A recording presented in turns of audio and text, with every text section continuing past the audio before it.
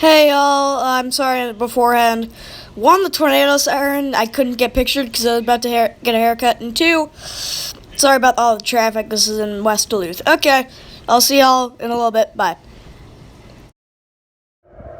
This is a test of the emergency warning system. This is only a test.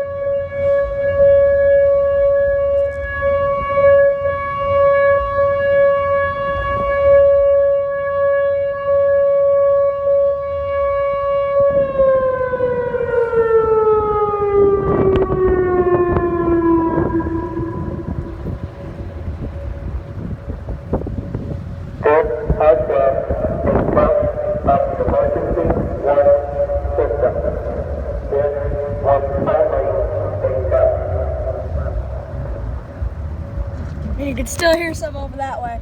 We got it! SPC Duluth 5218 here again.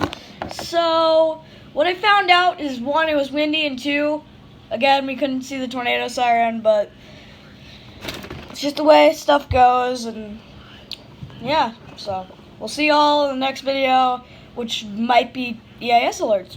I have no clue. Well, more likely or not, it will. Anyways, we'll see you in the next video. Bye-bye.